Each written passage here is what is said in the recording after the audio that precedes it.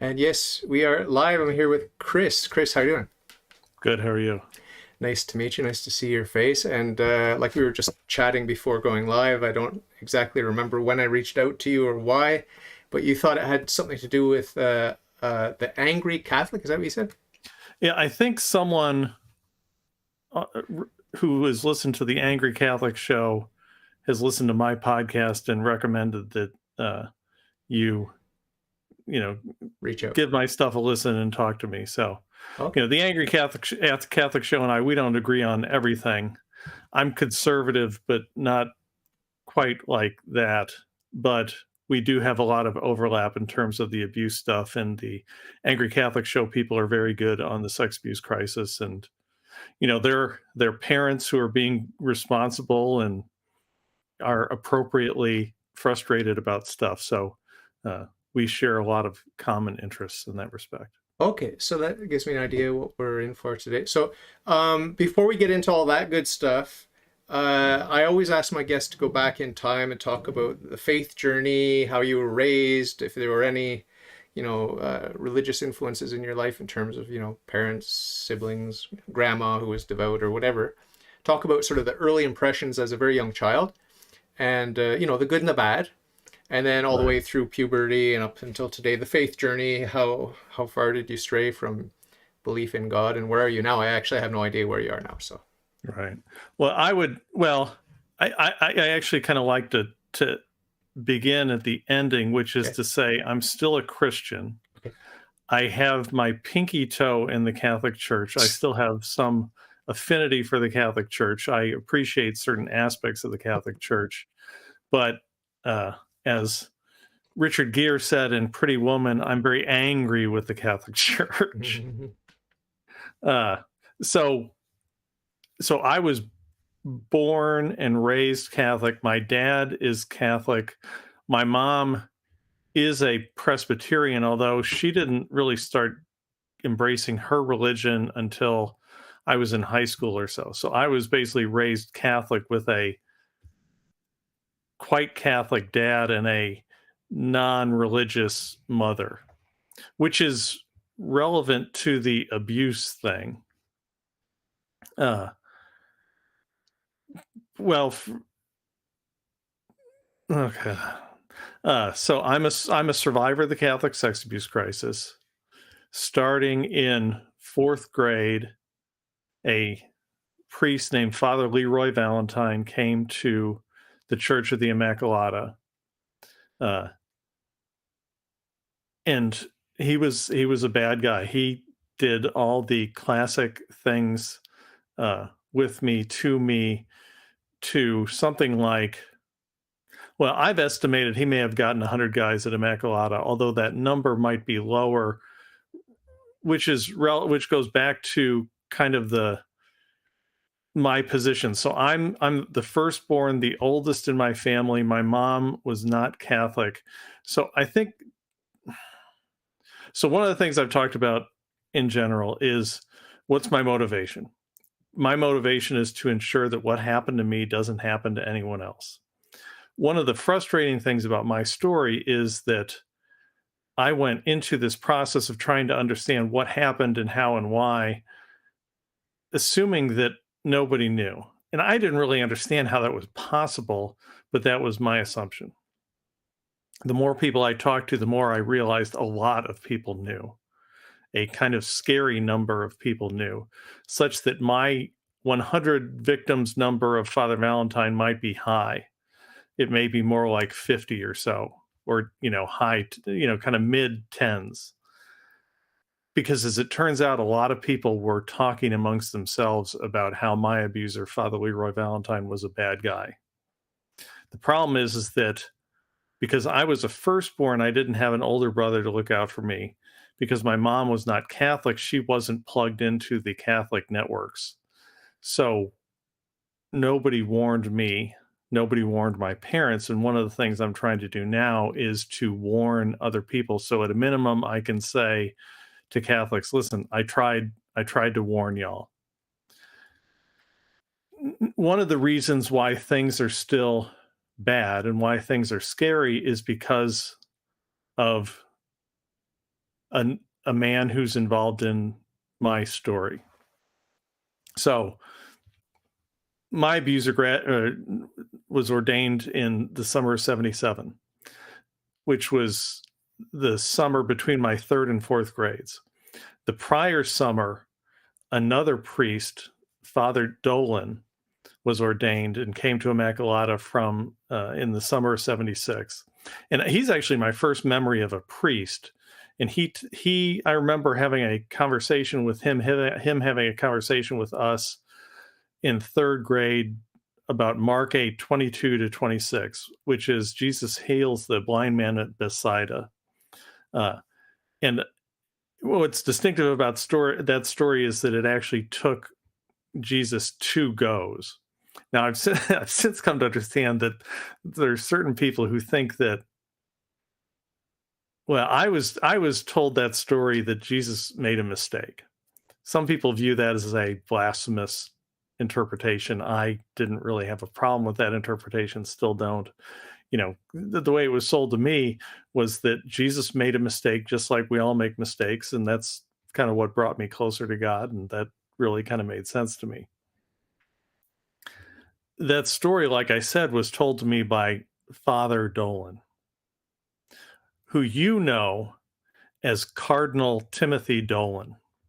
Timothy Cardinal Dolan, the Archbishop of New York.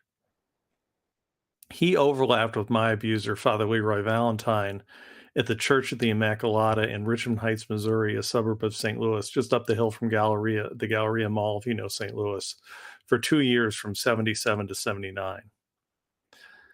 Then Father, now Cardinal Timothy Dolan, saw and knew of at least some of what Father Leroy Valentine was doing to me and to us, because Valentine did a lot of it in the rectory. You know, it started with a Riskin pizza party in fourth grade, which Valentine hosted in the rectory. He had 4 of us over, and we would play Risk and eat pizza. And then during that process, he would wrestle with us, and wrestling was how he got at kids. And I should say, one of the scary, frustrating things about my story is that, again, to the point that nobody knew, but really kind of everybody knew, within a week or so, of school starting and Father Valentine getting close access to kids, Mrs. Glarner, who ran the after-school program, went to Sister Helen and said, "We got a problem with this Valentine guy. This Valentine guy is weird." And Sister Helen went to Monsignor Flavin. Monsignor Flavin said, "It didn't happen in the school, therefore it's none of your concern. You shouldn't talk about it." And that's kind of the general attitude of, just so people can understand what was happening in the 70s. People knew what was going on, but they were ordered to keep their mouths shut. Sister Helen was a nun, Carmelites. No, that's St. Joseph's. And they were ordered by our pastor, Monsignor Flavin, to keep their mouths shut, and which Sister Helen did. And so my abuse just kind of went on, and and things escalated rather quickly and kind of scarily. And the difficult part about my story is how many people knew. Monsignor Flavin knew, then Father, now Cardinal Dolan, knew, because Valentine, as things would progress, well, it started off with wrestling, where he would, and the Dalai Lama thing has me triggered, because the Dalai Lama thing feels very, very abusey to me. Tickling and joking, and, "Oh, he's so funny and he's inappropriate, but he doesn't really know any better." That's very abusery to me. If you want to talk about the Dalai Lama, I can talk about the Dalai Lama, but I'm not a huge fan of the Dalai Lama now. I think he should leave public leave the public eye, basically.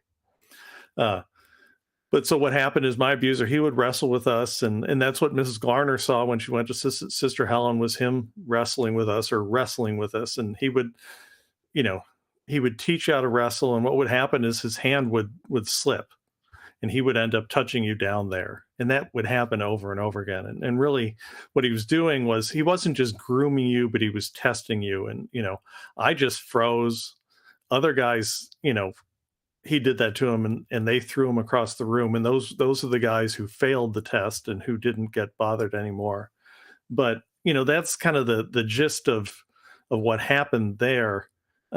He ended up, and it progressed to the whole thing, basically everything. All the worst stuff happened to me, because I passed the test and he decided to keep abusing me and grooming me and everything. And that included trips to caves, to mud caves, and he was very into taking people on trips and everything. And he ended up leaving after 7th grade. I had a very good 8th grade year, but then went to a Jesuit high school, St. Louis University High School, and was exposed to another abusive situation within the first week, where basically it was the locker room. The coaches never went in the locker room. As a result, the locker room at St. Louis University High SLU was prowled by Jesuits, some of who liked the younger boys and some of who liked the older boys. Some of the guys were able to kind of laugh that off, the weirdness, the creepiness of it. But I think because I had been abused in grade school, it got to me, and it really just ruined high school for me and really kind of ruined me academically. The only saving grace was that I was very good at taking standardized tests, and put up middling grades in high school, but popped a 700 verbal on the SAT. So that caught the attention of a school down in Texas. So I went to school in Texas and really had 4 of the best years of my life, or 3.5 of the best years of my life, because the second semester, senior year, when I was thinking about coming back to St. Louis, things started to kind of seep back in. But after I graduated, I went back and forth to Texas a couple times. What I was doing was I was kind of fleeing St. Louis because I would get freaked out, but I didn't know what I was getting freaked out by. I went through atheism and everything there. Always really kind of believed, but there was something about church that really bothered me, but I didn't know what, because, well, and I should say, well, one of the hard parts. So one of the ways that Father Valentine abused me was he abused me through something I call special training, which is basically he would have you over, the old people mass in the summer at 9 a.m. in the morning in the summer, when there are 15 people there. He abused me after that. And one of the ways he abused me was, and this goes to the question people will ask, how could these guys abuse you without you realizing it? And one of the things that he did was he used the Eucharist to abuse me. He, quote unquote, taught me the Eucharistic prayer, and taught me how to consecrate hosts. So then, as any good Catholic knows, when you're dealing with consecrated hosts, that's a big deal, and you've got to really be really careful. So he would give me little tasks to do and would abuse me while I was doing those tasks. So I ended up getting engaged, moving back to St. Louis in '92 for grad school, and then my wife and I were divorced now, kind of settled down and raised our families. And I started kind of freaking out and didn't understand why. And basically, as I and we got back into the church, I got more and more creeped out, and eventually got more and more sick. And it was very difficult, because so one of the ways to think about my story is that my story is basically the sequel to the movie Spotlight. So the events in the movie Spotlight cover the second half of 2001. In early March 2002, the New York Times, like March 2nd or 3rd, 2002, the New York Times ran a piece naming Father Valentine as an abuser, which just blew my mind. So then I called the Archdiocese of St. Louis, and by then Bishop Timothy Dolan called me back. I told him my memories. He immediately told me my memories didn't mean anything, that there was no way that Father Valentine could have done anything that he was accused of, that he was a good guy, which was good enough for me to have Bishop Dolan say, no, this is a good guy. You don't have to worry about anything. You weren't abused. There's no way you were abused. That sent me on basically a 10-year wild goose chase as I got more and more sick. And I did try to get into kind of the more traditional aspects of the church, but as I moved back into the church and back into some of the rituals of the church, I got more and more sick. Adoration and confession and all that kind of stuff freaked me out. My older son made his first confession in February 2003. I had a panic attack out of the blue, which I'd never had before. My older daughter made her first confession in February 2005. I had a panic attack out of the blue. I didn't understand what was going on, but kind of long story short, it took me 10 years, but by 2010, 2011, I started to understand that these memories that I'd had, these memories that I'd told then Bishop, now Cardinal Timothy Dolan, did in fact represent abuse. Uh, so that's kind of the gist of it. Where I am now is I'm a survivor, divorced. My kids are shunning me, I think because of what the church has said about me. And I think the quote unquote problem with my story is that my story implicates Cardinal Dolan, who must be protected. He could be the first American pope.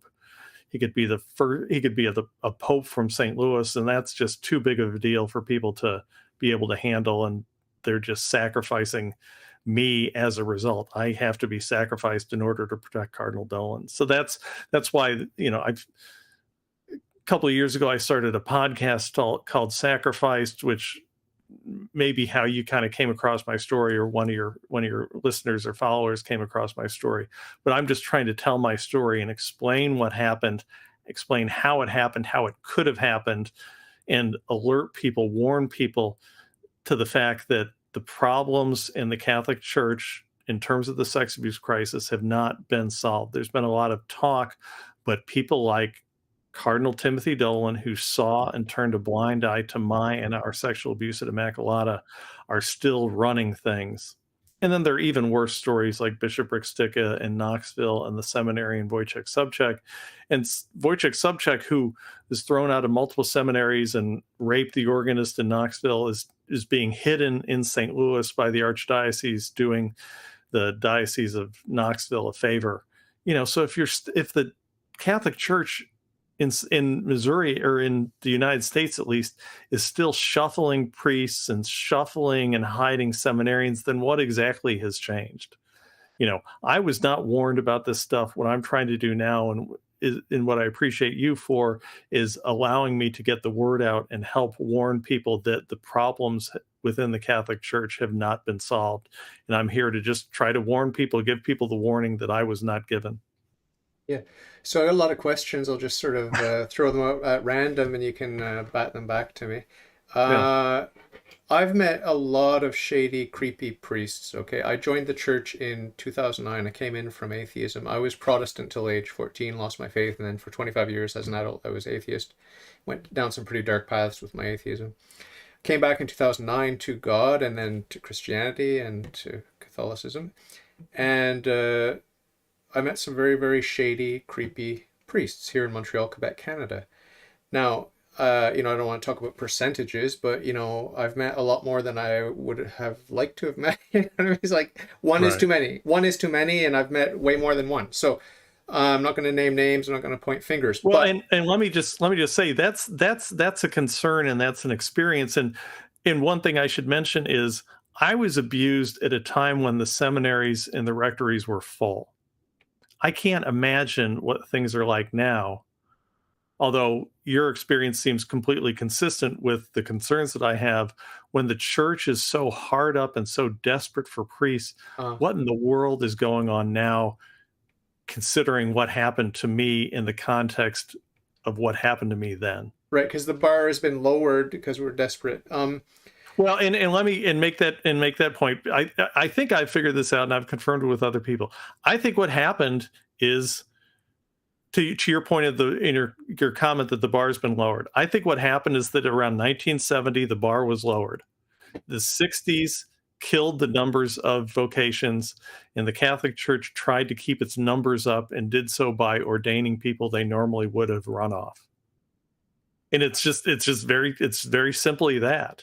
And people like Timothy Cardinal Dolan were brought in to cover up the lowering of the standards. You see this in the military all the time. When they can't make the recruiting quotas, what do? They lower their standards. What I think happened at the most basic level is the Catholic Church lowered its standards and started bringing in more known, and I think these guys were known. I think it was known that these guys were bad abusers because there were programs put in place in St. Louis. The Maryland Attorney General report suggests that there were programs put in place. They knew that they were going to have problems as a result of lowering their standards, and they put in place programs to try to deal with those lowering of the standards. There's documentation for that. I've found documentation of that in St. Louis, and now I'm seeing the same thing in Maryland. Yeah, well, canon law is very clear, what the standards are supposed to be and what priests are supposed to be and all these sorts of things. But I know firsthand that that's not being lived up to, on the front lines. It's the same case with Subcheck, Wojciech Subcheck. It's so much for zero tolerance. This is a guy who's been thrown out of seminary after seminary after seminary, who raped an organist, who himself acknowledged raping an organist in Knoxville, and still hasn't been thrown out of the process. If that guy hasn't been thrown out of the process, who exactly ever would be? It's ridiculous. But my point, my preamble to my question here is that I came in as an adult. I was 39 when I came into the Catholic Church, and I had been an anti-Catholic atheist and anti-Catholic, just an anti-Christian generally, and anti-Catholic in particular, because I'd read the Black Legends, many of which I've come to understand were exaggerated, but I've also, I was also aware of the sexual scandals and all the pedophilia or whatever it is that happens, homosexuality and all the rest, in the priesthood, and that, that's an undeniable reality in the church and in the world at large. So, well, let me address that quickly. So I was 10, maybe 9 when I was abused. That's pedophilia.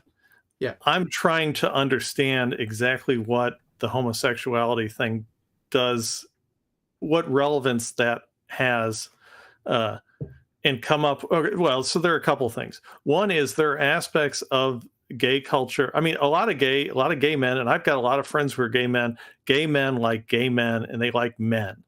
Yeah.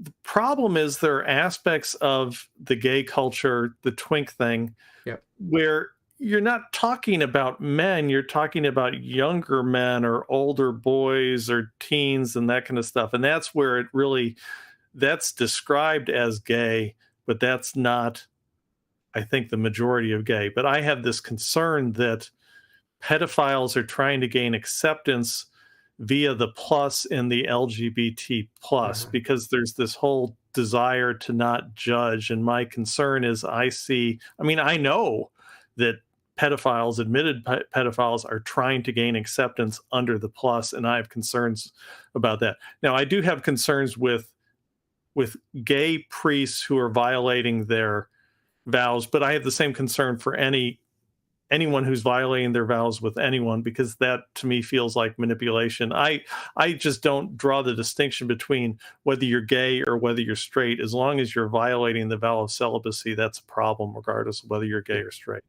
Just so you know, my perspective, and it may be a unique perspective, my perspective is that sexual perversion is a spectrum, and we're all on the spectrum. And, even, what people call, I guess, fornication, adultery would be considered pretty socially acceptable today. Like just sleeping around, that's pretty acceptable. To me, that's on the spectrum. And then, you've got snuff films where they torture and kill young babies and have sex with them and all that sort of thing. That's on the other extreme of the spectrum. And, in terms of people that identify as gay or homosexual or whatever, they're also on that spectrum. Like they could be really wild or really conservative. Really really they're on boring. The spectrum. Yeah, really boring. And some of the most boring people I know are gay men. Yeah.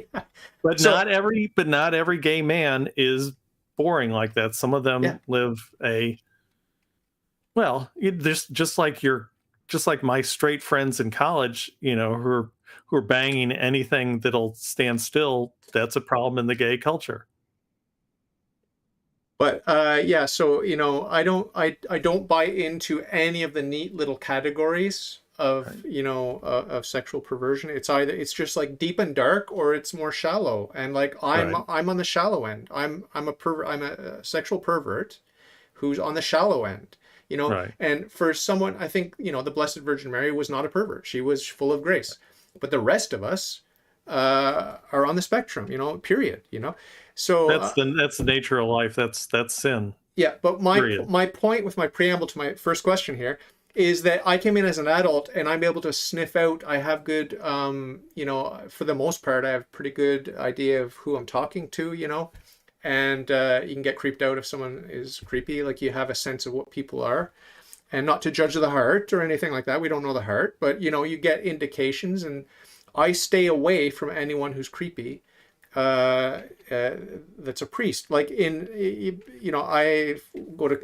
regularly go to confession at St. Joseph's Oratory here in Montreal, and there's one guy there. I'm not going to tell you who it is, but he was talking to me in an inappropriate way about masturbation and stuff like this, and it's just like I'm 30. I was 39 years old at the time, and I'm just like I'm never going to go to confession to this guy. I'm never going to talk to this guy. I'm going to avoid this guy like the plague, because it's just creepy. Like he had some weird non-Catholic attitude towards sexuality, and it's just like that's the guy's not very Catholic. He cannot be that confused because he has his training. The education that you get to become a priest, it covers sexual morality, like, and Right. same thing with other topics like the real presence in the Eucharist. I met priests here in Montreal that don't believe in the real presence in the Eucharist. So Right. it's a different form of perversion. It's not a sexual perversion. It's just some other thing where it's a non-Catholic posing as a Catholic priest. It's disturbing. It's very disturbing to me. Right. And I just avoid these priests like the plague because I don't want to be contaminated by their false teachings, and certainly I don't want to be contaminated by their sexual stuff. But my point here is that as an adult, I have a lot of self-defense mechanisms. I know how to defend myself, and like I am happily married, and like I've got a stable life and a job and all these sorts of things.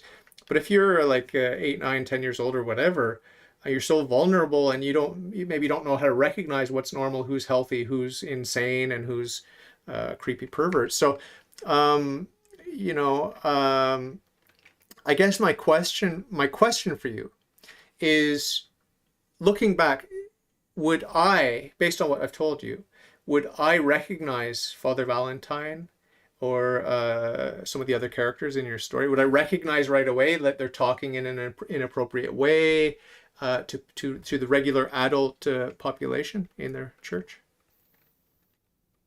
I don't think you would have. Let me say a couple of things. First of all, as a convert, I appreciate your open-mindedness, because in my experience, converts are really almost the worst in terms of the sex abuse crisis.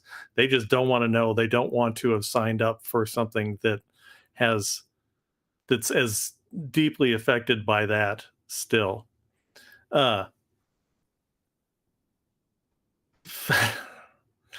uh, well, I mean, but as I said, to your point, would you have recognized this? Well, Mrs. Garner recognized it Yeah. within the first week, which is kind of terrifying and horrifying that nothing was done with it.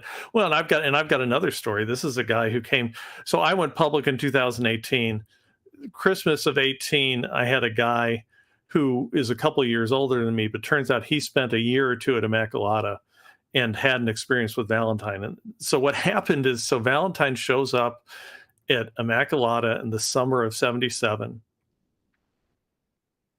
And so there's a neighborhood, a upper middle class neighborhood that wraps around Immaculata, lots of pools, that kind of stuff. And he would, from like the outset, he would go back into those neighborhoods and hang out with people on their pools. And very quickly, within like weeks, he started finding out where the boys were. And he would hang out, whenever the boys were hanging out, Father Valentine was there hanging out. I don't know that he necessarily touched anyone. I don't think he really needed to touch anyone. But then there are other stories about how, like they would play Dungeons and Dragons in the basement, and Father Valentine would go down in the basement with them and just sit there and watch them while they're playing Dungeons and Dragons. Which And the is host, it's not like condemned or forbidden, but it's strongly recommended not to do that. right? Well, and To this play is this Dungeons is and just Dragons. this is just the mere fact that he's not playing with the boys. He's just sitting there watching. So what Drooling. happened? So long story short, this friend's mother showed up one day to pick him up or to like get him because they had to go somewhere or something. And she saw the scene and she's like, what you are never allowed to come back here ever again while Father Valentine is around. She saw it. She smelled it out instantly. The really difficult part, though, is that near as I can tell, she didn't warn anyone else. If she warned anyone, it was a couple other people who were in her network. It was like her best friends. But to your point, to your question of would I have recognized Father Valentine, I know a lot of people, a lot of adults who recognize Father Valentine, but for whatever reason, fear of scandal, hurting the church, they didn't say anything. Well, and I know what my principal, I know what her rationale was because she told it to me. She said, and this is probably, I guess, what Monsignor Flavin told her. So Monsignor Flavin said, you're never to speak of any of this stuff regarding Father Valentine. The rationale she gave to me was because the church does so much good. That's why she kept her mouth shut. Because the church does so much good, she didn't want to hurt the church. And I think that was the kind of general rationale of you can't hurt the church. You got to protect the church. I don't understand how you justify sacrificing children to what are obviously sick, twisted priests, but that's what people did. And that, and that's, I think a lot of people have a hard time believing, how did this whole sex abuse crisis happen? How did people not know what was going on? A lot of people knew what was going on. Not everyone knew. If you were a firstborn or you weren't as plugged into the Catholic networks, you didn't know. But a lot of people knew. But what they were doing is they protected their kids or they protected the younger siblings. But by and large, people kept their mouths shut so as to not hurt the church. I'm going to tell you a little story. Nothing too dark, but I was young. I don't know how old I would have been. Maybe, let me guess here. Early teens, I don't know, maybe 13 or 14 or something like that. Yeah, maybe 14, 15. And I was wearing shorts and, I was the fit young boy and whatever. And I got on a bus. My parents put me on an intercity bus to go from one city to another city. And there was this guy, and I made a mistake. I didn't know. So I sat at the back because in my school bus at school I used to sit at the back, so on the intercity bus I got on the back. Turns out that's not a good idea. So there was some guy and he sat down next to me, some older guy, looks sort of like a homeless guy kind of vibe, right? And breathing heavily and looking at me, and he was going in and out of the bathroom. The bathroom's right next to our seat. That's another reason not to sit at the back, right? You want the stench of the bathroom. But I had no idea what he's doing. And then he touched my leg, my bare leg. Right. He touched my bare leg, right? So I was just shrinking in my seat, like, are we there yet? Can I get out of here? Like, I wasn't afraid for my life or anything. I didn't think he was going to rape me. But it's uncomfortable. Like, okay, this guy's a pervert, and he's going in and out of the bathroom. What's he doing? Breathing heavily. It's like, so... I'm not going to sit here and cry and say I'm traumatized, and I'm not, because I'm not. Okay, I'm not. Right. But, and I'm not comparing that minor incident with yours, but I had a little taste. And it's like I can tell you that kids are innocent and they don't know what's happening, and they're not assuming. And that wasn't a priest. And that wasn't a priest Yeah. who you were told is the manifestation of Jesus Christ on earth. Right.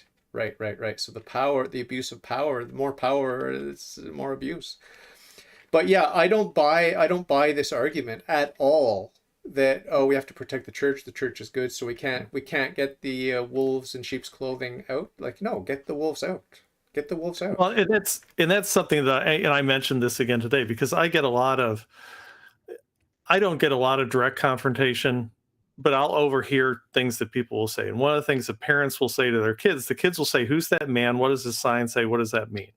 So I'll be sitting there holding a sign that'll say, and these are not confrontational signs. These are not protests. These are vigils that I hold in front of the cathedral in St. Louis. The signs will say things like, "What about survivors?" Question mark. The sign today said, "Catholic children remain in danger," which is my kind of least confrontational, controversial way of still trying to warn people. And what people will say invariably, the parents will say, "He hates the church. He's one of those people who hates the church." And I very rarely get a chance to say anything in response. But what I will say to you and to your listeners is, I'm doing this not from a place of hate, but a place of love. I refuse to enable the church as the church was enabled in the 70s and leading to my being sacrificed by the church. I'm not going to sacrifice kids the way I was sacrificed. And I believe that that's the moral, the adult thing to do is to refuse to enable. And that's what you do. If you love someone or something, you refuse to enable it and you want the best for it. And that means telling the truth. Absolutely. Now, I don't know much about the whole situation. I know, there are victims, real victims, and alleged victims, ostensible victims, and I know there are also fake victims who went after some money. That's been well established that there have been some fake victims. You might think it's a vanishingly small, insignificant number, and maybe it is, but you have to admit that it's at least theoretically possible that there are fake victims, just like there are fake women who Right. cry rape and they weren't raped because it's a power play. It's another power play. So I mean, it's not like we can believe every ostensible victim. We have to have some sort of supportive evidence or testimony or something, right? We can't just Right. start handing out money to everyone because everyone's just going to line up and say, "Yeah, I was abused. Give me the money." So what I want you to do, because I don't know you and I don't know anything about your situation or the situation in the church at large, I'm giving you the benefit of the doubt that you're not lying to me.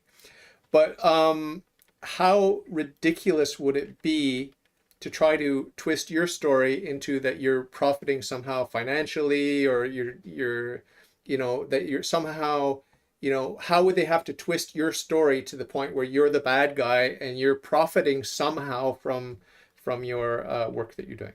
Well, okay. First of all, I ended up filing a lawsuit, but because of the Cardinal Dolan stuff, I ended up having to settle that out of court for $9,000. $9,000 is not a lot of money. Uh, what I would tell people, well, for one thing, is I think it's very rare for an abuser to just have one survivor. My abuser could have gotten, like I said, he could have gotten 100 guys at Immaculata. He could have at least tried things with 100 guys at Immaculata. He could have tested 100 guys at Immaculata. He may have gotten 1,000 people in St. Louis alone. So one thing to look for is if someone really is an abuser, they're probably getting multiple people, so they will have multiple allegations. Well, and long story short, the Archdiocese of St. Louis permanently removed my abuser. They believe that he did it. They just refused to help me Uh, because of what that would imply and because that would open the floodgates to other people. They've told the people of St. Louis that I'm lying. Quote, O'Leary's story changed multiple times, which is a lie. I only met with them once. Uh, so it's that corroboration that I would say to the, if you're seeing, well, one of the hard things is that, okay, so uh, saying as a male saying you were abused by a child is not a status play. You're not, you're not going to get a lot of street cred. attaboys as a result of that, which I think helps hold down the number of false accusations, which is why I think the number is relatively small. And then I would say, I've got a list of guys that Valentine probably got, and that has 16 names on it. Uh, well, and I would say, the problem with me, the reason the Archdiocese of St. Louis has such a problem with me is because of Cardinal Dolan. It really doesn't have anything to do with me. It has to do with Cardinal Dolan. And like I said, they permanently removed my abuser. They just refused to help me because of the implication to Cardinal Dolan. So that's one of the things to think of is what are the incentives for the church? And that's one of the things, one of the patterns that I've noticed is that in a lot of cases, very powerful men, Cardinal Pell, Pope Benedict, are very often associated with some of the worst abusers. And I think that was a deliberate action by the church where I believe that now Cardinal Dolan was put at Immaculata with Father Leroy Valentine, a guy who was abusing people when he was a deacon before he was ordained. I think that Dolan was put at Immaculata with Valentine as a test to see whether Dolan could and would keep his mouth shut. I think they identified Dolan as a bishop track guy and put him in Immaculata to test him to see whether he would in fact keep his mouth shut about Valentine, because I've seen that sort of proximity. Cardinal Pell and Gerald Risdale in Australia. It's just kind of weird how a lot of these cardinals and popes have some of the worst abusers in the church in close proximity to them. This is a lot more organized than people are willing to admit, than the church wants people to know. Yeah, I really do think it's kind of the manifestation of Satan. But Satan will do a lot of really terrible things. Uh, so like I said, look for people who have multiple accusers. Just because a lot of people haven't come forward doesn't mean that there aren't a lot of accusers. Like I said, Valentine may have gotten 50 to 100 of us at Immaculata. 2 of us are public.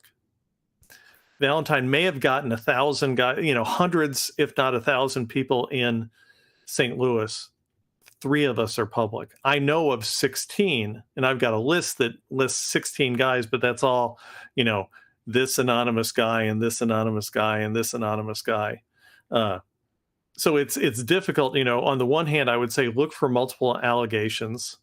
On the other hand, understand that these numbers are being held down by the church because they don't want the true magnitude of things to come out. Well, and one last point. Spotlight exposed what was happening in Boston, and I thought the impact of Spotlight was very big, but as time has gone by, I've started to realize the impact of Spotlight was very, very narrow in terms of just the city of Boston. It didn't affect the broader Boston metropolitan area. It didn't affect Worcester and Chelmsford and all those kinds of places. It didn't affect the East Coast. It didn't affect St. Louis. It's not that St. Louis is better than Boston. It's just hidden better than Boston. And I'll make one last point. There's cooperation between the government, the state and municipal governments, and the Catholic Church. The state and municipal governments are trying to protect the Catholic Church. And I can actually say it's the U.S. federal government now, because then Missouri Attorney General Josh Hawley, now United States Senator Josh Hawley, same for then Missouri Attorney General, now United States Senator Eric Schmidt, helped cover up in the aftermath of the Pennsylvania grand jury report in 2018, helped cover up the sexual abuse of children in St. Louis and in Missouri, trying to protect the Archdiocese of St. Louis and the Catholic Church. This level of complicity goes up to the highest levels of government. Yeah, well, I've read somewhere amid the writings of the saints that most priests end up in hell, and I don't want to believe that, but I mean, the fact that saints are saying that tells you that Satan's hard at work in the church, and always has been. Now, some people like to say about a 12th, 1/12, because Judas was 1/12 of the apostles or whatever. And I mean, I want to be optimistic, and I want to lean towards 1/12 of the priests are wolves in sheep's clothing, but my gut tells me, and a lot of the saints tell me, it's a lot more. It's more than And 112. it's only getting worse, to our point at the beginning of the conversation. What I see, and you maybe can tell from my T-shirt, is what I see is a corrupt, fallen world where Satan's in charge, and the corruption is everywhere in the church and the government and in the nice, cute little families. Like it's like the mother and the father, they're corrupt. I Right. see it. I see corruption everywhere, and I see it in the man in the mirror. I see it in myself. I know that I like pleasure and I don't like pain, and that's how Satan gets me to sin by Right. just saying, "Here's some pleasure, don't worry about it," and then bam, I got you. So it's the same old thing everywhere. There are very, very few saints walking around. I haven't met too many. I don't know about you, but Christian saints, I don't know how many you've met, but I haven't met too many. Okay.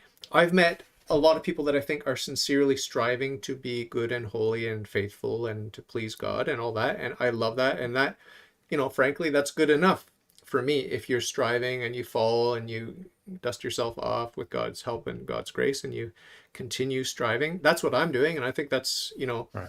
that's pretty good. That's what God wants from us, to try, and we take a step towards God and he'll make great strides towards us and these sorts of things. So I'm not very, my expectations aren't that great when it comes to fallen humanity. So I'm not too surprised. And like I said, I was an enemy of the church before I came into the church, so that really helped to moderate my, my rose-tinted glasses or whatever. Like I do suffer from triumphalism and these sorts of things. Like I'm very complacent in the church. I'm very, very convinced that the church is the fullness of Christianity and these sorts of things. No offense to anyone that's outside. And in your case, I mean, I understand completely why why you have a bad taste in your mouth. If you don't mind, I'm going to tell you one more little anecdote about myself, and I want to hear your reaction to it, okay? Because it's not really, really relevant, but it just talks about corruption in the church. So during that so-called pandemic that we went through the past 3 years, I refused to get the jab. I said, I'm never going to get it. When they first announced it, I said, this is just too bizarre. This whole monolithic consensus in the sciences is not a thing. I studied science. I studied physics. I've worked in quantum physics and astrophysics. There's no consensus in the sciences. I'm sorry. Not even the medical sciences. Okay. You ever heard about the thing, getting a second opinion? So anyway, when the whole thing happened, I said, I'm not going to get it. I don't care if it's the best thing that ever was ever invented. I'm not going to get it. I'm never going to get it. So I phoned my bishop right away. And I said, it seems like this thing's coming down the pike and they might be pushing it on everyone. I'm not going to get it. Will I be refused entry into a Catholic church ever because I'm not jabbed? He said, no, that will never happen. You're a Catholic. You have access to the Catholic Church, the sacraments. You can go there to pray. And no, it's never going to happen. Lo and behold, months later, it became mandatory. You had to have a vax passport to go into a church. And they shut a lot of churches too. So because I had had this conversation with my bishop, I went in and I said, I don't have the vax passport and I don't need the vax passport. I already talked to the bishop and I'm Catholic. I'm coming in for the sacraments. And I was in the middle of, the first 5 Saturdays devotion. Like I was on Saturday number 3 or whatever. I'm not going to miss this, you know? So I went in and they called the cops and the cops threw me out. Okay. So I that messed up my devotion. Okay, no big deal, just restart it. Then I went back again and I talked to my bishop again, and he said, no, that should not have happened. Go in, but this time don't talk to the security people, talk to the priest. Go in and find the priest. So I stormed the building. I went in, they're screaming after me, like stopping me because they recognized me. I went and I found the priest, and I've known this guy for years. I always talk to him. He's a moral theologian. He teaches at the seminary. Nice guy, very liberal though, very progressive, as they all are in Montreal, for the most part. Nothing against the progressives, but they do tend to follow the groupthink a little bit more than the conservatives, right? So anyway, I was talking to the guy, just started explaining the situation. I'm all out of breath from running away from the security. The security caught up to me, started manhandling me, dragged me up the escalator, smashed me around through all the stuff in the hallway, and then threw me on the pavement outside, put his knee on my chest, and waited for the 6 cops to come. And I was barred for life. I could never go back to St. Joseph's Oratory, which is one of my favorite places. They've got one of my saints there in the tomb there, Saint Andre Bessette. I don't know if you heard about him. Anyway, long story short, I'm barred for life. And so I phoned the priest the next day, the priest that I'd been in the middle of talking to, because he wouldn't help me. Like, he was not helping me at all. Like, he could have just said to the security guard, "Wait, let me talk. I'm talking to my friend David. Let me find out what's going on." But he just let it happen. So I phoned him the next day. I said, "Are you my friend?" He said, "Yes, I'm your friend." I said, "Well, why didn't you help me?" "Oh, because I have no authority. I'm just a priest. I have no authority." What? Just a priest and you have no authority. So I'm in a Catholic church, you're a Catholic priest, and you have no authority, but this snotty-nosed security guard has authority, right? Does that Right. make any sense? So talk about having a bad taste in your mouth. It's nothing compared to what you went through. Okay, forgive me for even comparing, but you know, it's corruption. It's priests who don't have authority because they don't take the authority, the God-given authority. You're another Christ when you're a Christian. You are to be Christ. You have to have the authority of Christ. You're to die to self, and no longer I who live, but Christ who lives in me. I mean, just to be a Christian, never mind being a priest, right?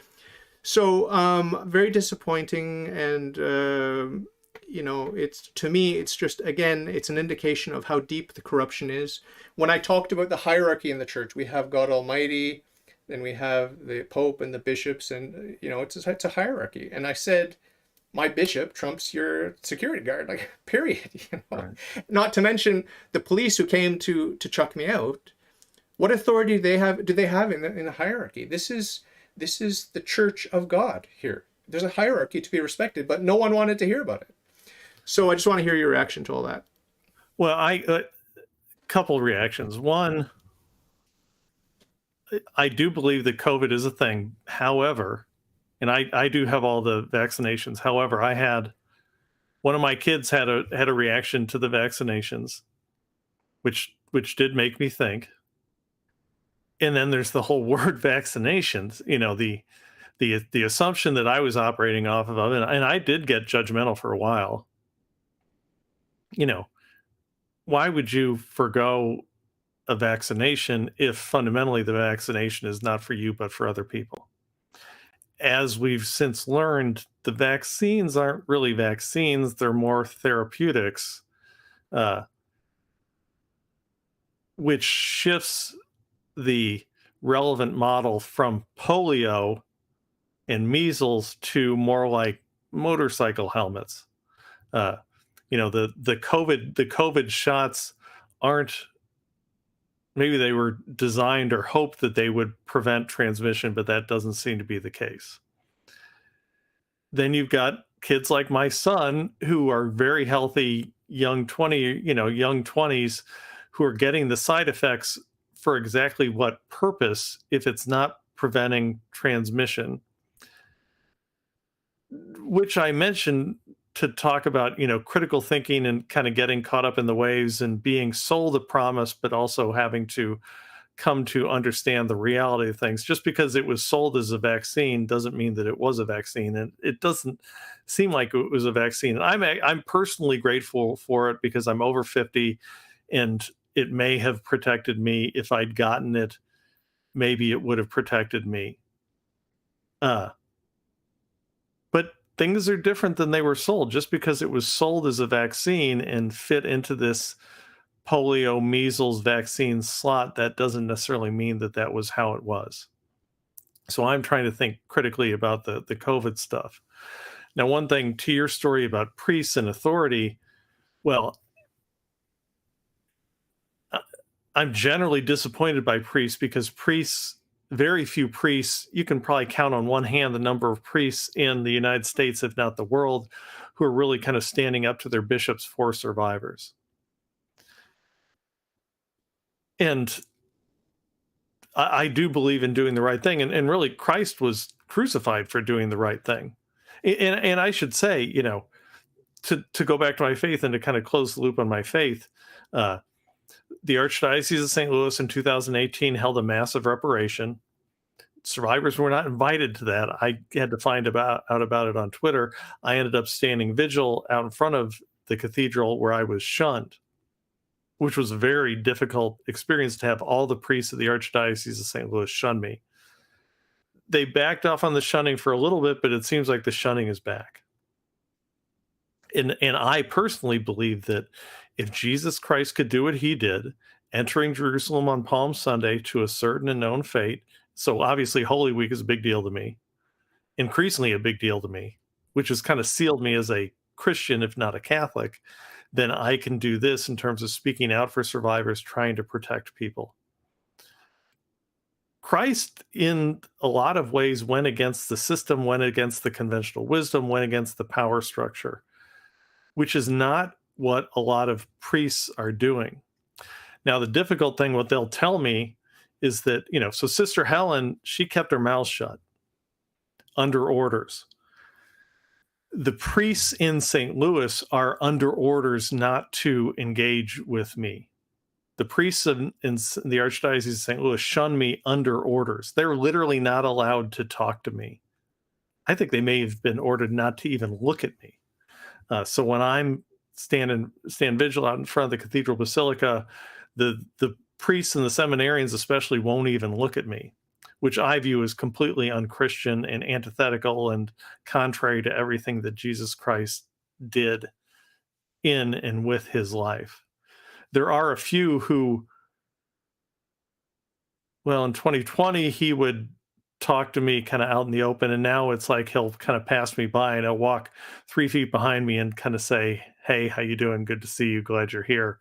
But it's all sotto voce. And that's one of the difficult and frustrating things, is that these priests have been given an order that they are following. Do not engage with survivors. And one of the things, and I had this conversation when I went and talked in support of Father Mark White, who's an American priest who's got huge problems with his bishops because Father Mark has basically said, "What the hell are we doing in terms of survivors? This isn't right," and is speaking out in defiance of his bishop. And one of the points I made in a couple of the presentations I made to Father Mark's group, and those are online, Father Mark White, Chris O'Leary. One of the points I made, because there's this whole kind of Hitler just following orders things, and one of the points I should make is that Hitler was a big deal for me. I knew about Hitler in grade school and in high school and then in college. It was one of the nice things about my college is they really kind of hammered on the whole Hitler thing. What would you, and the question being, what would you have done in this kind of a situation? And I view this present moment in the Catholic Church as very Hitlerian, very Nazi era. COVID less so, although as the truth comes out about the vaccines / therapeutics, things are not as black and white as they were in the past. But one of the points I've made to these Catholics, at least, and I think Father Mark takes this kind of necessarily, which is why he's doing what he's doing, is just because you've been given an order, it doesn't mean that you have to follow that order. In the military, you don't have to follow every order that you're given. You take an oath to follow lawful orders. You do not have to follow an order that's illegal or immoral, which is, the defense of a lot of the Nazis. Hey, I was just following orders. But the fact is that those were illegal and immoral orders, and they knew it, and they refused, or they still followed those orders for whatever reason. One of the points I'm trying to make to Catholics, to priests, to Catholics in general is, yes, you're being told, the example is being set of shunning survivors, but is that a moral order, a moral example that is being given to you? Would Jesus Christ have followed that order? And everything that I read and study in terms of Jesus Christ says that he would not have followed such an order. So I think I'm doing a Christian thing. I'm trying to do the Christian thing. I think that these orders that are being given in terms of shunning survivors are illegal and immoral orders. But the problem is that far too few people, at a minimum, are standing up and speaking out against those orders. It's a very small number. I bought a book. I haven't read it yet. It's called Sacrilege. It's about the sex abuse scandal in the church. Have you heard about it? Sacrilege. I've heard about it, but don't know much about it. Let me Google it. Sacrilege book, sex Catholic, and see if you know the authors. Okay. Because you're sort of in this world, right? Yeah, I'm plugged in. Leon J. Podles, Podles, Podles, Podles. No, I don't know that one. Okay. Uh, Let me see if I could just read you the little blurb. It says Sacrilege explores the deep roots of the Catholic Church's sexual abuse scandal, revealing its full depth and breadth in horrifying yet necessary detail. Former federal investigator Leon Podles surveys the full extent of the damage, showing how victims were failed by bishops, laity, therapists, police, courts, press, and even popes. Examining the history behind today's headlines, Dr. Podles reveals how centuries-old theological errors encouraged blind submission to hierarchy by making obedience to authority the highest virtue. He also shines a light on the new theological errors popularized since Vatican II that glorify every type of sexual expression, including pedophilia. Sacrilege will prove an essential resource for all concerned with the history of the future of Catholicism. Well, I mean, I like that blurb there. Well, and and that goes to one word I've talked about, which is enabling. I am generally, well, I'll say this. I'm generally gay. I'm generally gay friendly, except for the promiscuity part. I'm kind of, I'm like any grandparent. Can't you just find someone and settle down? Uh, I'm generally trans friendly. However,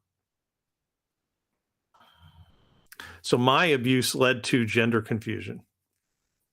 I didn't understand why a man would do to a boy what men only do to women, which led to gender confusion on my part that I still deal with at different degrees.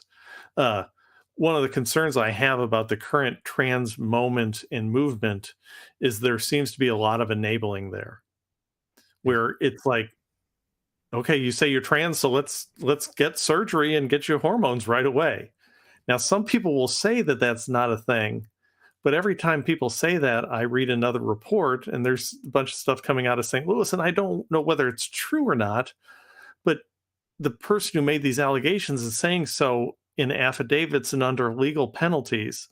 It does seem like there's kind of a rush to judgment in the trans movement, and my concern with that is that I have to assume that some percent of the trans cases that are out there are actually child sex abuse survivors who are dealing with gender confusion or gender identity issues, much as I did. I didn't go anywhere in terms of transitioning and everything, but I certainly asked the questions that I see being asked, or not really questions not being asked, and people instead are being enabled. And that's the concern that I have, is kind of the devastation. And to the point of the book that you were talking about, I do think that there are arguments that are tens, if not hundreds of years old.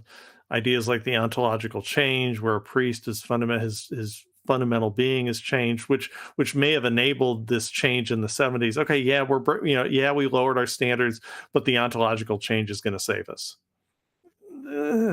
And then there are more kind of disturbing ideas. The reason why my podcast is called Sacrifice, now some of that is kind of a lucky accident, although it's probably not a lucky accident. It's kind of foreshadowing. The Lord put that word in my head.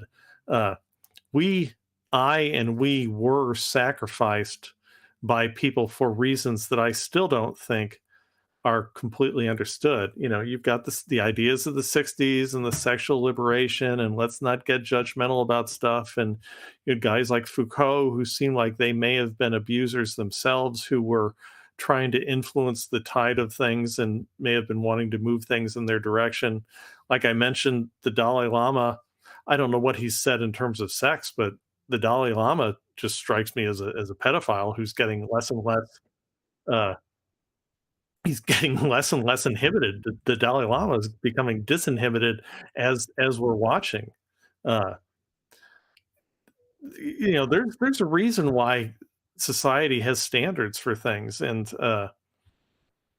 I have zero problem believing that some of these ideas go back hundreds of years. One of which is, and I've seen Cardinal Sarah kind of advance this, and you can see some of it in kind of Sister Helen, where there's this idea that as long as the good outweighs the evil, then how do you not do it? And I think that may have been part of what happened. Part of the reason why my abuser was ordained is because, okay, as long as he said more masses and gave more sacraments than he abused kids, then kind of doesn't that balance out, you know? But that strikes me as a very kind of Mussolini made the trains run on time, Hitler built the Autobahn kind of an argument, which really does not feel like Jesus and feels more Satan.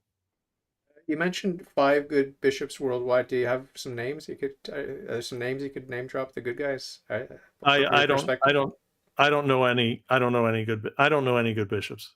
Oh, you mentioned My Cardinal sorry. Sarah. Is he a good guy? I don't know him. Here's the concern. So my story implicates four cardinals: Dolan, Regali, Burke, and O'Malley, and these are completely across the spectrum, from Burke to O'Malley, Right, left. completely across the political spectrum. Cardinal Sean O'Malley, the Bishop of Boston, one of the Pope's key men on sex abuse. I've had run-ins with all of them. All of them did terrible, despicable things in terms of my abuse.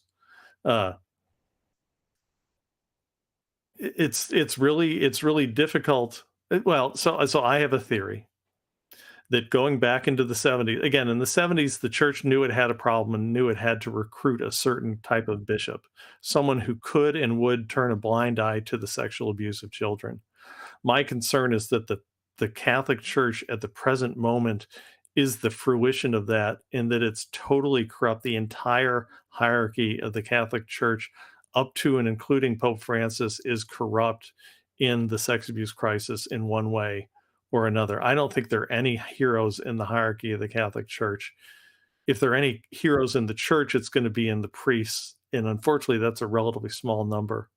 Uh, and I really think that the whole hierarchy of the Catholic Church has to be shut down and lay fallow for a year or so, and then reconstituted out of the lower levels of the church, because I believe that the hierarchy of the Catholic Church is, you know, we've traced the call, and Satan is calling from inside the church. For sure. Um, I got a couple of questions here. One is about Father de Smet, who was a Jesuit. He was active there in St. Louis. Rival school. Be careful. He was a manly man who wouldn't have abused anyone. He gave his energy and his youth, and he suffered. And I'm just in the middle of reading his biography now for the first time, and it's pretty amazing. Like, these were manly men, helping the natives, and the book does a good job of glorifying the relationship between the church and the natives, and I really, really hope it's true. But anyway, take everything with a grain of salt. Everything with a grain of salt. And I do think those are the kind of people to look back to. Just don't romanticize it. Understand that Satan is everywhere and everyone is vulnerable. Yeah, but the level of sacrifice, the poverty, just the illness, and the striving to build schools, build hospitals, build churches, it's just like any society, when it gets fat and it gets corrupt, and then everything collapses, and then we rebuild with what? With conservative, very wholesome conservative values, because that's the only thing that we have to rebuild with. And then we get comfortable, and then we get fat, and then we get perverted, and then it collapses again. This is the way, this is the story of Rome, and it's the story of a lot of civilizations, where you get too comfortable, and it's just sexual perversion and all kinds of corruption and laziness just comes in. But when you're building, when you're rebuilding, and when you're starving and striving, you don't have the luxury to watch Netflix and screw a different chick every night of the week. You don't have that luxury. So you try to find a mate, and you try to have kids, and you try to eke out a living or whatever. So I wanted to mention Father de Smet. I also wanted to mention Dr. Kinsey, who did a lot of sexual experiments on children, giving orgasms to 3-year-olds and stuff like that. And he was very proud. And they build statues to this guy, and they have scholarships in his name. And he's a hero. Connection to St. Louis, I believe. Oh, really? Yeah, I believe so. Maybe his institute was here. There's Alfred Kinsey. Yeah, there's some connection to St. Louis. Well, and I should mention, I'm not Mr. Super Spiritual Catholic guy, but the movie The Exorcist, the core of The Exorcist happened in St. Louis. Oh, no way. yeah, it started in DC, and they were brought to St. Louis for the exorcism. What turned into the exorcism. I don't completely believe this, but it has crossed my mind more than once. What happened to that demon when it was cast out? Is that demon still in St. Louis Yeah, wreaking havoc? yeah, Because there's things like, in the mid 70s in the Cathedral Basilica, there was a gang rape, right around the time of the ordination. And one of the bishops of the Catholic Church, who I can't name, you know, he wasn't one of the abusers, but he was the lookout, and he's the good friend of another bishop. And, the corruption, the satanic corruption is in St. Louis is absolutely off the charts. And I've started looking for a spiritual, metaphysical explanation for that, because I don't think people understand just how sick and twisted St. Louis is. But I doubt St. Louis is alone in that. sure. Yeah, yeah. We have no idea. I firmly believe that, and I've read the saints who talk about this, that if the veil were lifted from our eyes, if God wanted us to see what's happening in the spiritual warfare here in this fallen world, we would just die instantly of just fright from the demons that are everywhere, swarming in and around us and our loved ones and the priests and the bishops and everyone else. It's I didn't used disgusting. to believe that stuff, but I believe it more now because I see it every day when I stand vigil at the cathedral. So you have to trust in God and in God alone. This is what Saint Augustine said. All of this, Satan masquerading, he loves to masquerade as an angel of light. And Saint Augustine, my favorite saint, said, one of my favorite saints, said that this is useful, even though it's very dangerous. It's very confusing. It's useful in this respect, that we are forced to put our trust and our faith in God and in God alone, because let's face it, you're going to be disappointed if you put your faith in another human being. More than likely, you're going to get disappointed in little ways, medium ways, big ways, sometimes very, very big ways, right? Right. And the fall of the best is the worst. So if you are playing with, the Eucharist and using the Eucharist as foreplay, I think your place in hell is going to be pretty dark and deep. And I sincerely hope that these wolves in sheep's clothing repent before they die, and hopefully sooner rather than later, Right. because it's the longer you hold on to the lie or the secret, or pretending like it's okay, you did nothing wrong or whatever, the harder it's going to be to repent and to go to heaven. It's really, really, really, it's a dangerous game. And if you're covering this stuff up, I mean, I don't see any justification for covering it up. I really don't see any Well, justification and for that. and to that point, you mentioned the word lie, which is a concern that I have. In some of the concern, it may be even more so with some of my more liberal friends, is they've kind of resorted to lying to their kids about the sex abuse crisis in general. And these are kids who they know about Spotlight. They know that Spotlight exists if they haven't already seen Spotlight as it's cycled through HBO Max and Hulu and Netflix and everything. I think these kids know a lot more about the sex abuse crisis than parents and Catholics are willing to give them credit. And I think the answer is to not lie to kids, but instead to be straight with them and just say, listen, this is Satan. This is normal. This is how it goes. It's happened over and over and over again. This is a battle. Uh, well, and to that point, the prophecy, the gates of hell will not prevail. Well, the word prevail suggests, if not implies, a battle. Uh, Too many people use that prophecy, the gates of hell will not prevail, as kind of a mantra, meaning that they don't have to do anything. I think that prophecy is a call to action. It's a it's saying, if you want to save the church, you're going to have to fight for it. The gates of hell will not prevail if, by definition, you fight for it. If you don't fight for the church, if you don't fight for Christ, if you don't fight for what's right, then, Satan will prevail. Maybe the church won't die, but it will retrench. I think the odds are, I think it's 50-50 whether the church practically dies in, you know, the United States, if not North America. It'll retrench somewhere, but a retrenchment is very different. It's the Catholic Church is certainly not thriving, and I think it's not thriving because of too many lies that are going on, and a lack of accountability of people like Cardinal Timothy Dolan, in that whole that whole hierarchy, including Pope Francis. You know, I'm a more conservative person. I do understand that a lot of what Pope Francis is saying is, Jesus Christ was kind of a socialist. So there, you know, some of this whole love your neighbor, share things with your neighbor thing, that is very Jesus-y. Uh, I think Jesus is trying to pull us in that more of a help each other direction, because that's simply how Jesus Christ lived his life. Uh, but the fact is that Pope Francis comes out of a really, really dark environment, and I have zero problem believing that the Pope is just as dirty as all the other cardinals that I know of. Uh, and my message to people is, don't romanticize it. Understand that everybody is vulnerable to Satan, and the more powerful you are, the cardinals of the Catholic Church, the more vulnerable they are. And all that Catholics can do is refuse to enable them rather than romanticizing things.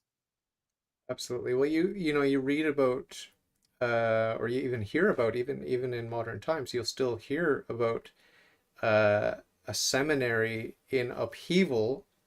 Why? Because they had a pure and holy young man coming in who refused to compromise, and it's just like Right. what? It's just a thorn in everyone's side because that's not how we do business.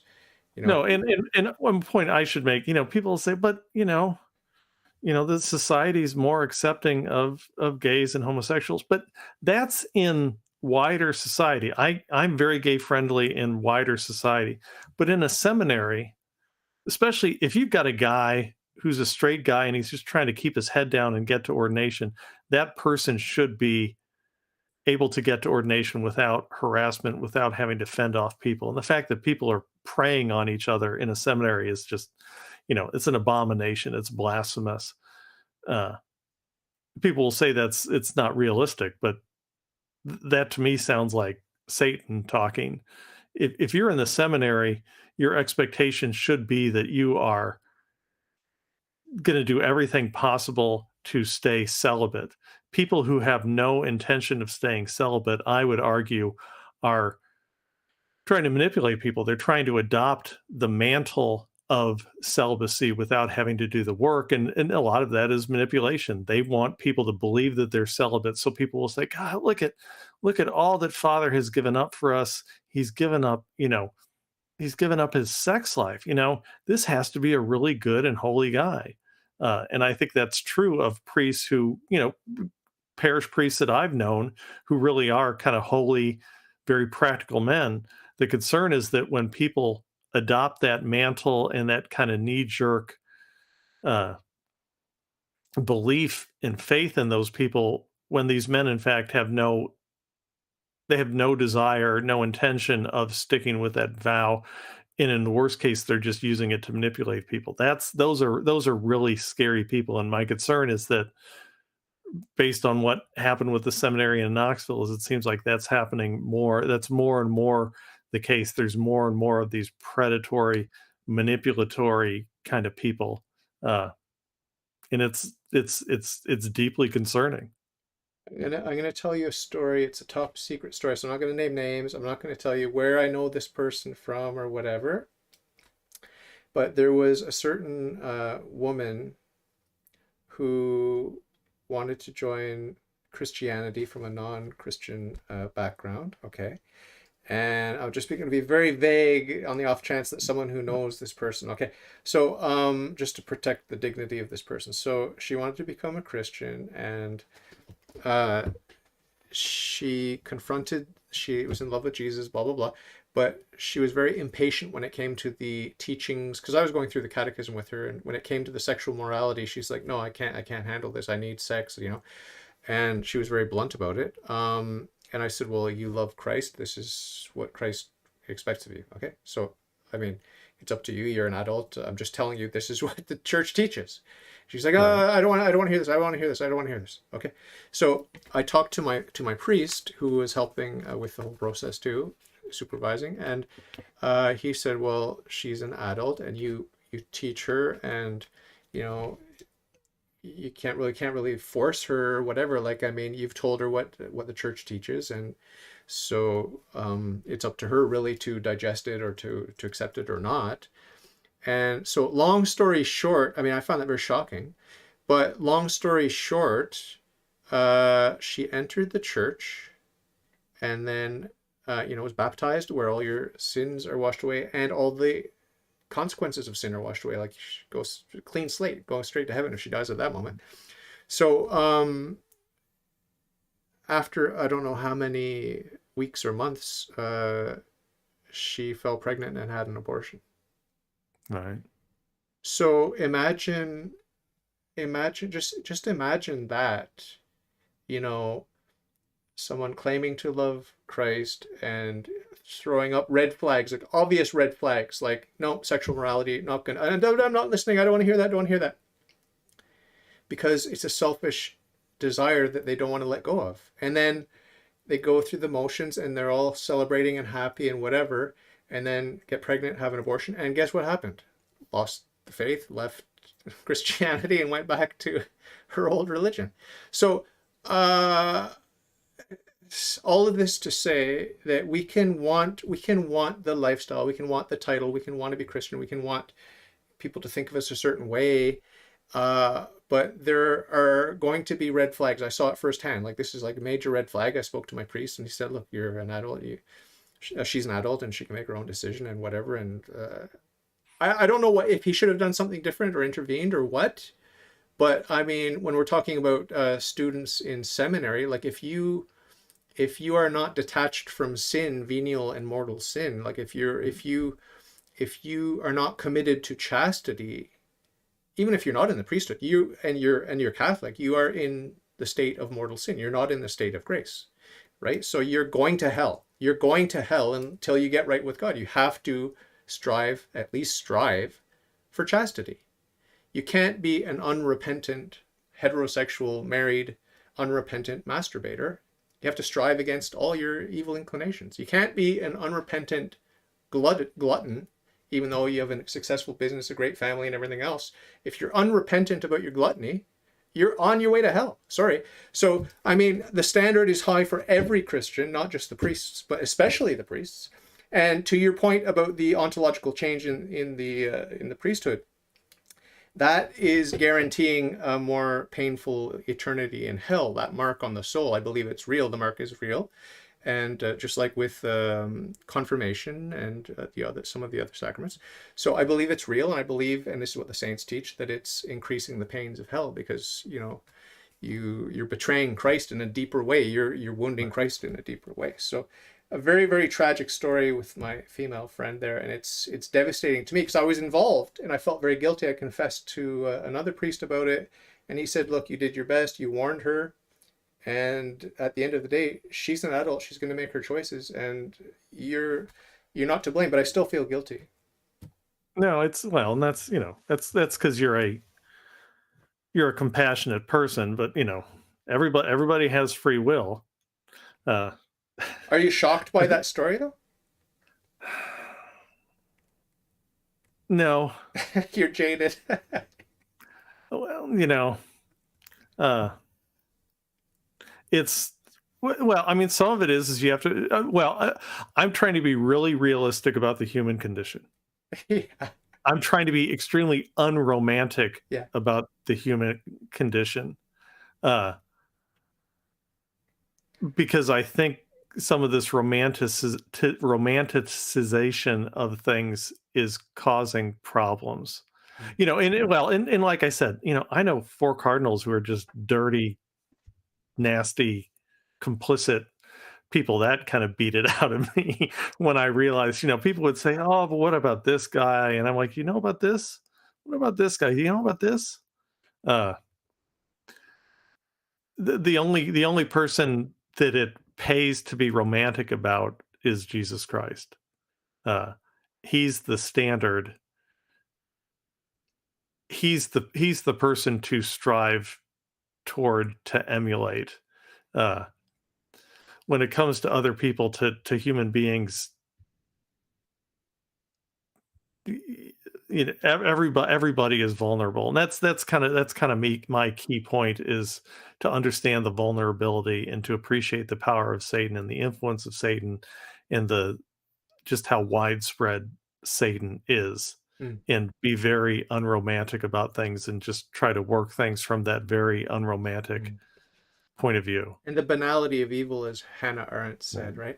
Right. Another example of my naive innocence. I was at church in my local parish, and a full-grown adult woman was getting confirmation, I think it was, or maybe even baptism.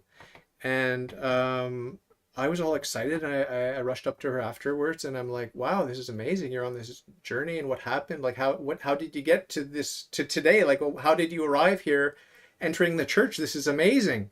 And she's like, "Oh, I just need this to get married to this Catholic guy." All right.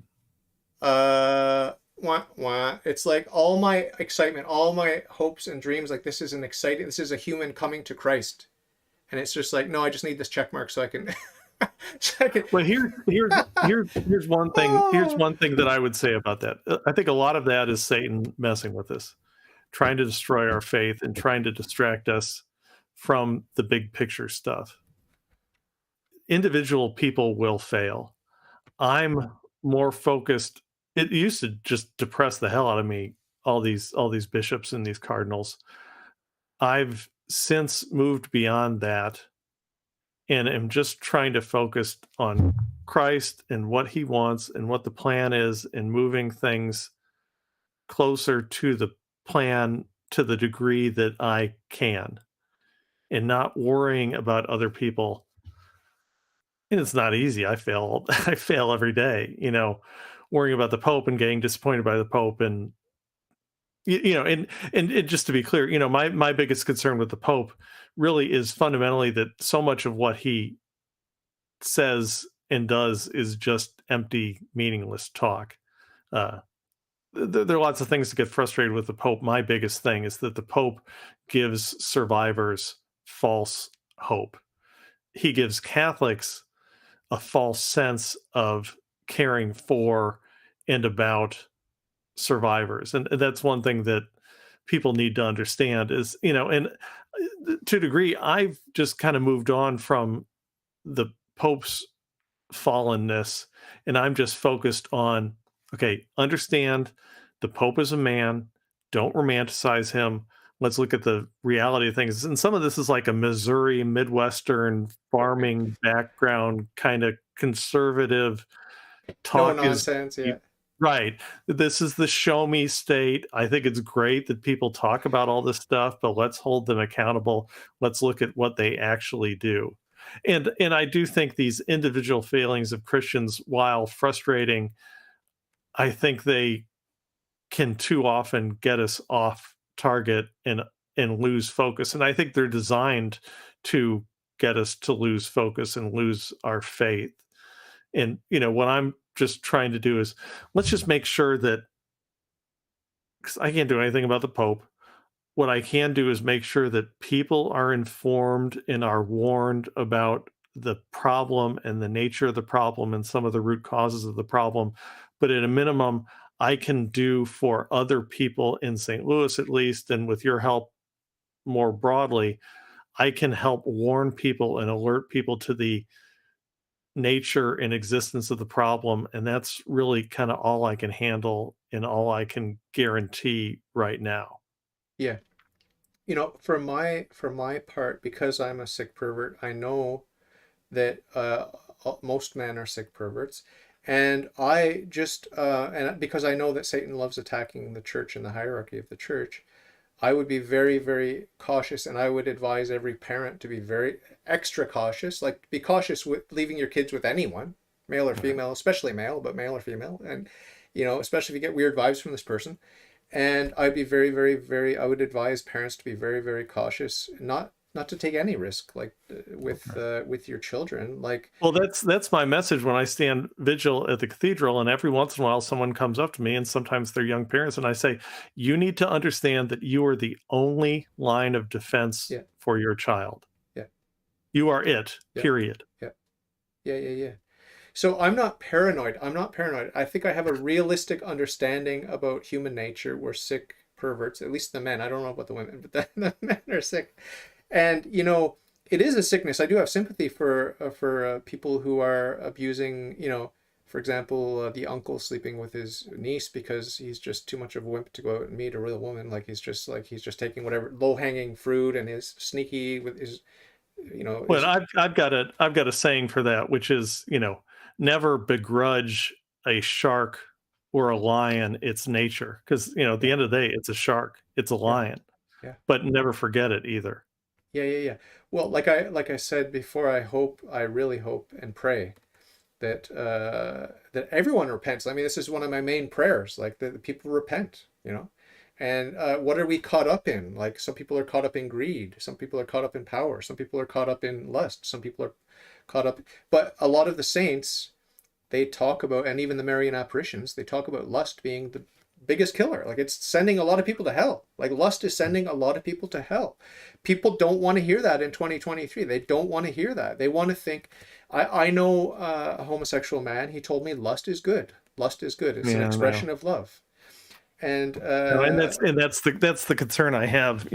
I've got a lot of gay friends, and I'm positive, but not in terms of the lust stuff. If you're banging different people or multiple people on the weekend, that doesn't seem like the plan to me. yeah, I'm a bit more conservative socially than that. I think sex outside of marriage between man and a woman is wrong. It's a sin. Right. And there are mitigating circumstances. I don't judge the non-Christian by Christian standards. I don't judge the non-Catholic by Catholic standards. Um, because God has a plan for each and every one of us, and He wants us all to get to heaven as individuals. He has an individual plan, and sadly, a lot of people will say no ultimately to God's grace, and they will go to hell. I hope the number is lower than I think it is, but I I really have to I have to be somewhat selfish about it and just say my top priority, my number one top priority is to put God first in my life so that I don't go to hell. So that Right. I don't go to hell. Because imagine, if I save 1,000 souls and I end up in hell, that's not going to be good. Even though St. Paul, he said, I think foolishly, he said that he would even be willing to go to hell as long as he could save some of his Jewish brethren or whatever. I think that was a very foolish and rash statement. I don't agree. I don't agree. You remember when St. Paul said that? Yeah, well, I'm a little concerned that kind of thinking is related and tied into the sex abuse crisis. Right, right. Sacrifice. It's this idea of sacrifice and the doing evil so that good may come of it. That's strictly forbidden. Like that's Right, right off right, the and table. that's right. But I see a lot of, like I mentioned, Cardinal Sarah, and this goes back to Augustine. I think there's a lot of this kind of like, okay, yeah, you can have this evil stuff as long as more good comes out of No, it. no, But this is known evil. no, But as long as there's a little bit more good, then it kind no, of balances no, out, no, no, right? no, no, no, no, no, no, no. I would love you to send me a clip of that. I don't know Cardinal Sarah, but I see a few things floating around, and he seems like It's kind of an extrapolation. It's where the way I first got on it was his conversations about grace with respect to concelebration and the ending of. So at St. Peter's, the Pope issued an order a few years ago saying, from instead of having 10 different guys saying individual masses at the kind of like secondary altars at St. Peter's, we're all just going to concelebrate. 10 guys are going to concelebrate one mass at St. Peter's. And Cardinal Sarah advanced an argument that these 10 individual masses are better for the world than one concelebrated with 10 pastors okay, kind of mass. And that feels a little like you're counting too yeah, much and you're too focused on getting the numbers and yeah, not focused on what the point of all that is. yeah, yeah, yeah, yeah, yeah. I really appreciate meeting you. I do have another interview. That's why I got to kick you off here now. But it's been a pleasure getting to know you. And, I give you the benefit of the doubt. You seem like a nice, honest guy. I don't see why you would make any of this up or whatever. But I haven't researched anything that you're telling me. I'm going to look into it a little bit, but I'm going to read that book that I got. Right. But this is just to say that I don't know actually what's happening. What I do know is that the smoke of Satan has entered the church. There are wolves in sheep's clothing, and there will be weeds among the wheat until the very end. And Jesus said, "Don't pluck it out because it's going to uproot the wheat." So there are weeds, but there's also wheat, right? There are weeds. Right. There's also wheat. It's just scary to think about the proportions. It's scary to think about how dark and fallen this world is, how corrupt it is. It's a real prison planet with mafia. Satan's the prince of this world. It's dark, very dark. But I'm encouraged by the fact that the outcome is sure. We know that Christ wins. He defeated Satan on the cross. It's just that Satan's nailed to the cross of Christ, but his tail is lashing anyone who gets close enough. So the trick is not to get too close to Satan, because he will lash out. He'll lure you in with candy, then he'll lash out. So thank you so much for sharing your testimony. Would you be willing to come back and talk some more and go into more depth about certain things after I've read my book? Just whenever, just let me know what your questions are. And, and to your point, I'm at a minimum, people just think critically about this stuff, understand that talk is cheap, understand the Missouri motto of show me. Exactly. So are you in the state of Missouri right now? Yeah, I'm in St. Louis, right by Washington University. Did you know that Napoleon ceded St. Louis to the United States in 1830 something? Did you know about that? No. He had it under his possession. Oh, really? Napoleon. Yeah. I didn't know that. I just read that in De Smet's biography. So pretty fascinating stuff. No, it's interesting. If you see any landmarks, do they have like monuments to Father De Smet there? Well, there's a whole high school. Like I said, my rival high school is De Smet. So they've kind of got the monopoly on the De Smet name and the De Smet imagery. So and they're pure and chaste. All my cousins went to De Smet. My brothers and I went to SLU. So it's a raw point in the family. Excellent meeting you. So please pray for me and mine. I don't know if you like it, but I've got you enrolled in a perpetual mass. So every day you're going to get the graces of the mass, whether you like it or not. No, but my intention is good. I don't know about the priests on the altar, but I hope their intention is good. This is they belong to an order, religious order that helps with immigration and migrant peoples. It's called the Scalabrinians. And they are the missionary fathers of St. Charles Borromeo. So I make a small donation and they add your name to a list, and you and your family are getting just a few graces, right? We don't do the math to calculate exactly how many graces you're getting, but we'll leave that to Father Sarah. So take good care. God bless you, and hopefully we'll talk again soon. No, thank you. All right. Bye-bye. See ya.